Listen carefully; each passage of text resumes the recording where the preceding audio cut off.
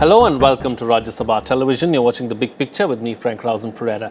India has said that it would expand maritime security cooperation with Vietnam amid China's belligerence in the South China Sea and ambitions in the Bay of Bengal. The two sides also agreed to further strengthen bilateral strategic cooperation in defense and oil and gas sectors as President Ram Nath Kovind held productive and extensive talks with his counterpart on Tuesday. This was President Kovind's first visit to Southeast Asia and to the Asean region as the president. The two leaders reiterated the importance of building a peaceful and prosperous Indo-Pacific region on the basis of respect for national sovereignty and international law. After concluding his visit to Vietnam, the president left on a 4-day Australia tour from November 21st. In the first ever state visit by an Indian president to the country. On this edition of The Big Picture, we will analyze maritime security in the Indo-Pacific. Joining me on the program today are Commander Abhijit Singh, Head Maritime Policy Initiative, Observer Research Foundation, Major General Dhruv C. Katoch, Retired Director, India Foundation, and Ashok Sajanhar, former ambassador. Thank you to all my guests for joining me on this edition of The Big Picture. Commander, I'd like to begin the program with you. You know, when we talk of enhanced maritime cooperation with Vietnam, what is it that we can expect? Well, with Vietnam, there's a lot of things that we have been doing so far and a lot of things that we can do. If you remember at the Republic Day when we had the ASEAN leaders come, there was a number of issues on maritime security that were discussed. What strikes me this time is that Vietnam at the moment seems just a bit hesitant to do too much in the Indo-Pacific region with regional partners. And I suspect that's because of the sort of geopolitics that you are seeing play out in the Asia-Pacific. The APEC summit has just got over, and as you know, China and the US have taken a very strong stand and on opposite sides. And there is a sense that there is a sharpening rivalry between China and the US, and in this such a scenario, no state wants to actually do more with India, which will somehow tend to underline the rivalry aspects of the relationship there. I also want to point out that the Indo-Pacific concept isn't backed by ASEAN as much as it is by, say, the Quad states. And that's primarily because the ASEAN believes that the Asia-Pacific, when it was expanded in a sense by the Trump administration, now when he speaks about a free and open Indo-Pacific, it has diluted the idea and it has taken away the emphasis from ASEAN. And so therefore, they're somehow not very keen to touch upon those aspects of the Indo-Pacific that would highlight the security implications. They might like to do more on the trade side, because the Indo-Pacific also has a trade investment and a broader sort of political element also to it. But on the security side, I think Vietnam, and we saw this when the Vietnamese said that we were not willing to do any, we were not willing to see the Quad develop into a military alliance of sorts in the Indo-Pacific. I think from our side, it is perhaps right that we did not press on the issue so much, because we realized that for us the more important theater is the Indian Ocean region, which is where we have some of our partnerships, and we see some of these equations play out, in the Maldives and in Sri Lanka, etc.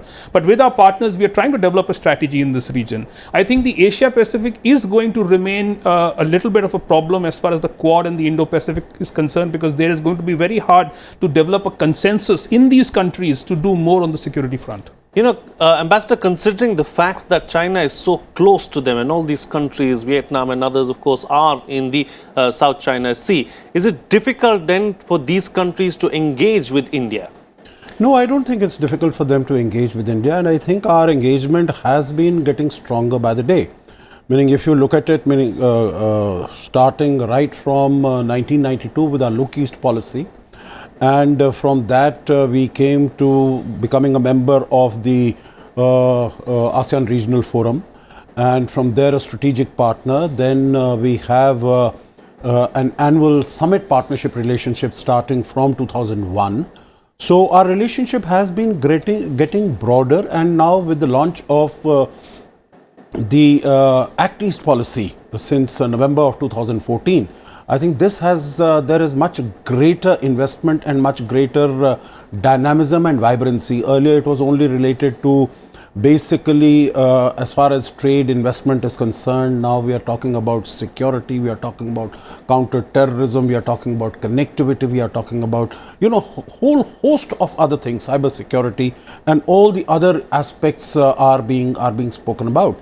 And I think there is a great interest as far as these countries are concerned. I mean, that's why earlier this year we had all 10 leaders coming here to participate, to have the commemorative summit here, 25th anniversary of the commemorative summit here, and also jointly for the first time ever to be the participants, be the chief guests at our National Day celebrations. Now, I can understand that for some of them, and here also, two things possibly I would like to make clear. India has always emphasized on the centrality of ASEAN as far as our Act East policy is concerned. Whatever statements we have made, and you have a look at the statements that Prime Minister made when he was in Singapore now for the East Asia Summit. He definitely sort of, underlined it, emphasized it. When he was there for the Shangri-La dialogue in June, he made that also a very categorical statement. So I think we are very aware and careful about the sensitivities of ASEAN, that they want to be in the driver's seat, and we don't want to do anything at all, nor even give them an impression that there is any intent to sort of, move them away from here, from there. So that is definitely one point. The other is we should not be looking upon the ASEAN as a uniform, homogeneous whole. That it is not. There are countries which are more invested with China, Laos, Cambodia, etc., etc. Vietnam, Indonesia, etc. are those with whom we can have much greater engagement. And the last point here I would like to make is, even when we are talking about the Quad, I don't think anyone has suggested, for instance, that it is going to evolve into a military alliance. The only thing that the Quad has said, and it is meeting at junior official level, is that it is looking at free, open, inclusive and prosperous Indo-Pacific. And I don't think anyone would have or should have any problem or any difficulty with that. How it evolves, actually India has been the country which has been saying that we should not upgrade it to a ministerial level, because we are also equally sensitive as far as Chinese views and concerns, and we do not wish to unnecessarily provoke them. Free, open and inclusive being the key words there as far as the Indo-Pacific is concerned. General, do you think with everything that's happening, there is a coalition really of like-minded countries in the Indo-Pacific? We've had this, we've had the talk on this particular thing for quite some time now, and India Foundation also held, an international conference on the Indo-Pacific, the Indian Ocean, and it was held in Vietnam, right? So the question is that whenever we go for such events, and we've had 3 or 4 of these events so far, I think there is an underlying concern, especially amongst our Chinese colleagues who come and attend, that are you trying to sort of isolate us? And we have been telling them, no, your reps are present. There is no way in which India is trying to isolate them, though that is the feeling which they get. The second part of it is when you're looking at the RIM countries per se, especially when you're looking at the ASEAN countries, I think each of them has got that concern because they are directly dealing with China. You see, if you look at Vietnam per se, you see, Vietnam is more connected to China than they are to us. But we have very warm relations with Vietnam. So even while Myanmar, let us look at Myanmar. Myanmar has got common borders with both of us. But even they are connected to China. So I think each one of the ASEAN countries, all 10 of them, are very concerned about maintaining a certain level of cordial relationship with the Chinese. They're not going to do anything to upset them. But the whole point is India has done nothing to really try to upset that apple cart. I think the Prime Minister, whenever he has gone around, he has very specifically stated, he talks about Sagar, security and growth for all in the region. That is one point he consistently makes. And second point which he makes, which he has consistently made, is that when we are dealing with a country, it has got no relationship to a dealing with a third country. You see, these are not sort of relationships which are balanced against somebody else. So even when we talk of the Quad, The Quad as of now is at, as very correctly said by Ambassador Sajjanhar, it is at a very, very low level, right? The Chinese are not concerned about what the Quad is doing today. I mean, I'm absolutely certain about it, and I've had occasion to discuss with quite a few of our Chinese colleagues, both in the political establishment as well as in the think tanks. I think their fear is not of today. Their fear is, where is this going? You see, and when I look at the Quad, yes, the potential for the Quad is absolutely phenomenal. And I think that potential, what the Quad can give, you know, you're talking about the United States, you're talking about India, you're talking about Australia, and you're talking about Japan. Now, what does China have? What is China's outlet to the oceans? The China's outlet is the South China Sea. Right. Right? And if you constrict them in the South China Sea, which America aims to do, I think that is what their concern is. Right. So the Quad has that potential. I mean, if you have Japan on one side, India on the other side, Australia in between, and then you have the United States, which is all across. Now, that is certainly a concern for China. But I think we need to allay those fears. You see, as very rightly said by my colleagues before this, the whole aim of the Indo-Pacific is to ensure free trade. Right. Let us remember, you know, let us take India. Most of our trade, you know, 70% or 80% of our oil flows come from there. China is too similarly affected. I mean, see the whole world. Where does the oil flow? It is flowing through this region. Absolutely. So if your energy resources are flowing through this region, I think it is in the interest of everybody, everyone to keep this as a stable region. And I think everybody is working towards that. But people are looking into the future. What if? You know, that element of mistrust is there, that distrust is there, what happens? And China always plays its cards in a different sort of way. I mean, we must remember that when we were doing oil exploration in the South China Sea in Vietnamese territory, it was the Chinese which objected. Yes. And they had absolutely no reason to object. Right. So we cannot let the Chinese run away with blue murder. Yes, they have a point. We will be considerate of their sensitivities. But it can only carry us that far. Absolutely. You know, right. We have our own concerns too. Right. You know, Commander, talking about China, are countries in the Indo-Pacific region worried, concerned about China's ambitions in the Indo-Pacific? There certainly are. Well, there's two things that needs to be made clear about the Indo-Pacific. You know, in the past about 10 years, as the Indo-Pacific concept has evolved ever since Prime Minister Abe first proposed the concept in 2007 during a visit to India when he was speaking to the Indian Parliament.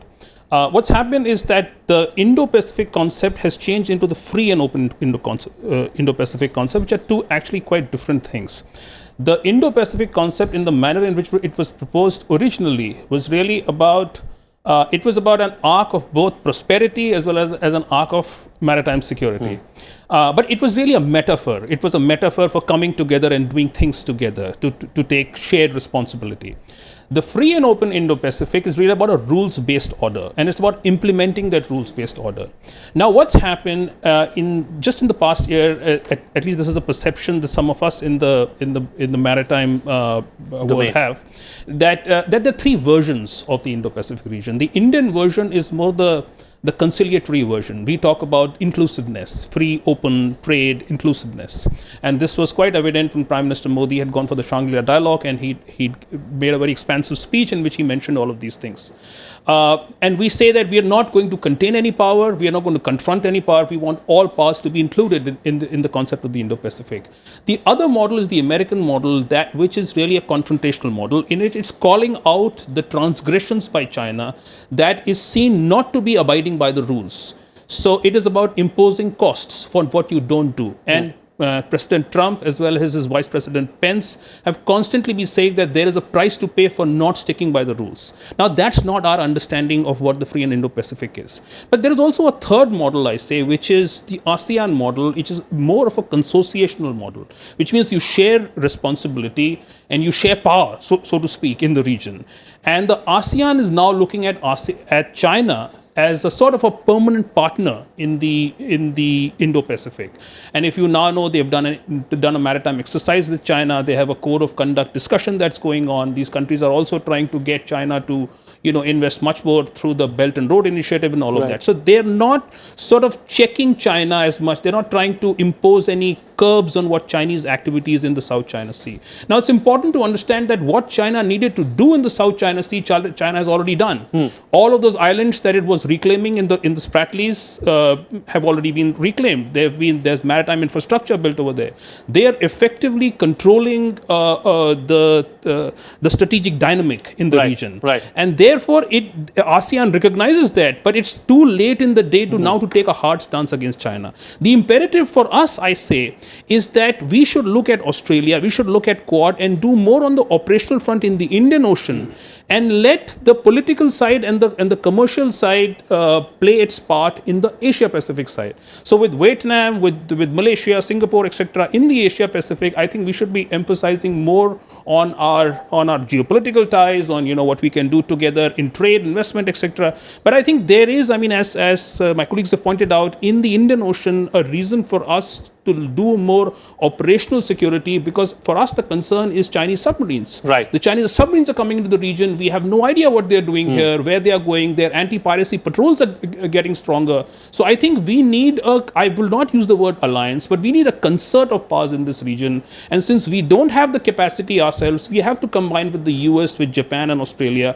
to do much in the Indian Ocean side. So we need two strands of Indo-Pacific strategy. One for the Asia Pacific, another for the Indian Ocean. All right. Talking about the United States, Ambassador, after a brief period of lull, we've seen the United States becoming far more proactive once again in the region. What has caused that, do you think? If you look at the progression, both as far as how India and United States have been engaging with each other as far as this region is concerned, maritime security is concerned. In January 2015, when Barack Obama was here, we had the joint vision statement about the we didn't call it the Indo-Pacific, we were talking about the Indian Ocean and the Pacific Ocean and so on and so forth, and how both the countries needed to cooperate and collaborate with each other.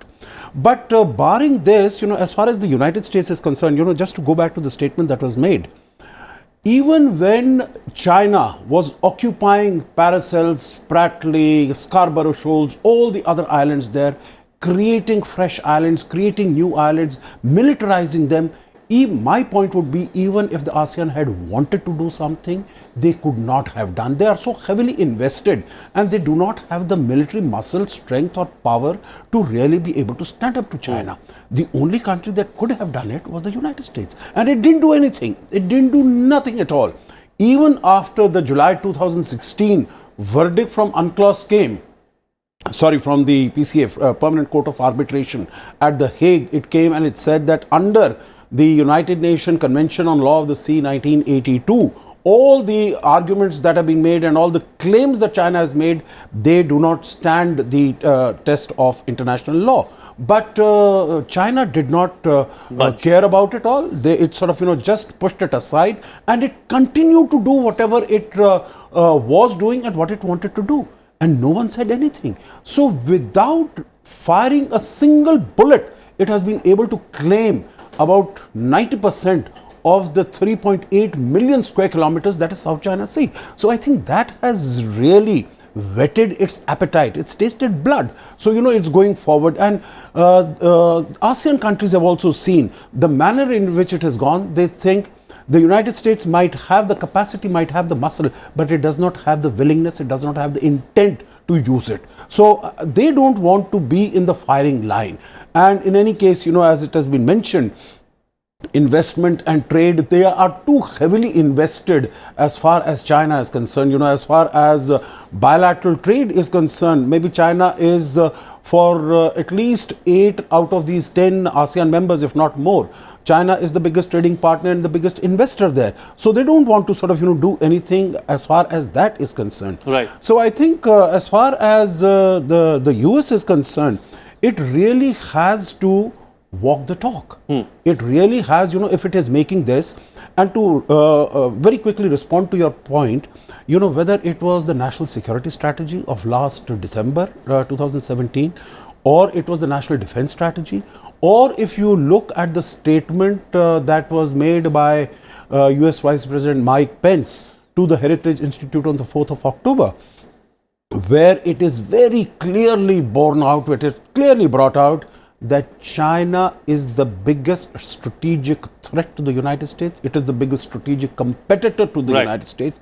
And we have to do everything to ensure trade war is only one particular aspect of it. But whatever else might be required, the United States says that it will be prepared to do, and that is why, you see what happened in APEC. Now we'll have to see what happens in Buenos Aires at G20 when both Xi Jinping and Donald Trump are going to be there. Right. So we'll have to see there, but I think the credibility of the United States in that sense has been found wanting. Right. That it is, whether it is willing to, put its money where its mouth is. Talking about the United States, General, in a recent paper that was published, the United States has said that it is going to identify collaborative opportunities with BIMSTEC in its Indo-Pacific plan. Now, what kind of opportunities is the United States looking for really in the Bay of Bengal, in the Indian Ocean and in the region? Oh, I think it will be a subset of their overall game plan. BIMSTEC, when you're looking at in the Indian scene, BIMSTEC has become a very powerful instrument. It has actually replaced ASEAN, SARC. It has replaced SARC, you see. Now, SARC is as good as a dead duck. It's got nothing left in it. And BIMSTEC is practically a modified version of what SARC could have been. All that we have got, the difference between BIMSTEC and SARC is that, Pakistan and Afghanistan have been taken out and some new countries have been added in. That's about all. But otherwise, the structures remain generally the same. And BIMSTEC gives to India great advantages because now we can actually continue with our trade and other negotiations. Our trade, economics, other things with all the other countries on a partnership mood, which SARC did not enable us to do, basically because Pakistan was there and it became a no-go zone. So I think what America is really trying to do is now cash onto this relationship because it is strengthening. I think even China is also interested in that. So it is not that China is not going to be out of it. China is also interested.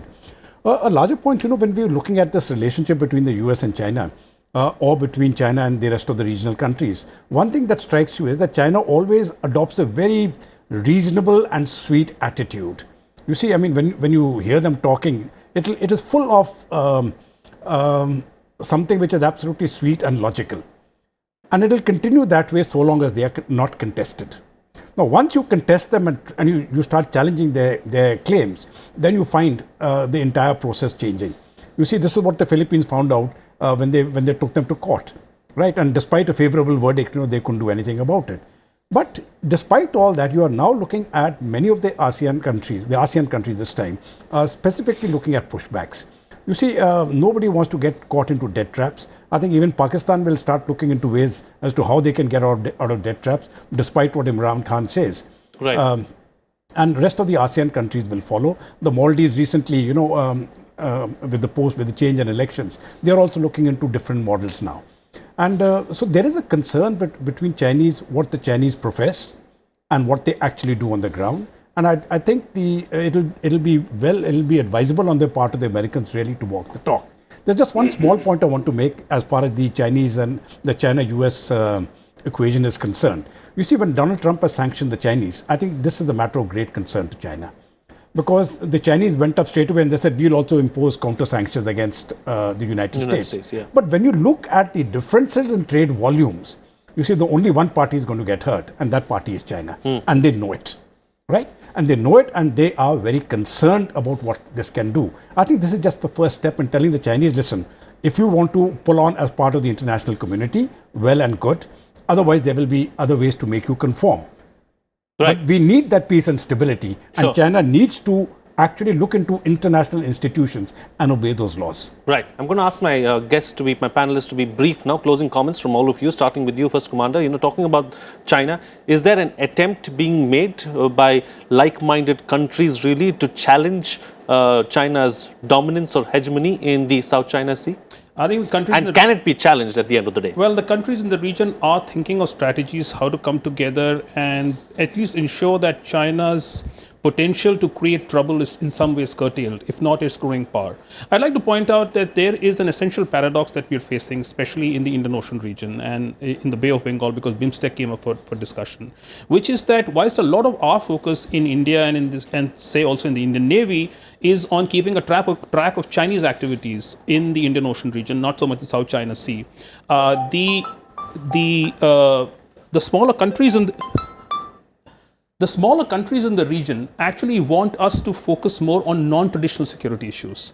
And those issues are HADR, which is humanitarian assistance and disaster relief, also look at climate change, overfishing, piracy, and issues of that sort. But because we are so focused on the China challenge, we are somehow not able to give confidence to these countries that their concerns in their littorals will be addressed. I think BIMSTEC is a good platform through which we can assuage some of these concerns, that we will be moving to provide services to these countries, because we see ourselves as a net security provider in the region. That's not about fighting China. That's actually about providing these the small services, the goods, as they say, maritime goods to these smaller countries. The other issue that we've got to be really clear about is that if there is a quintessential Indo-Pacific power in maritime strategy, it's actually China.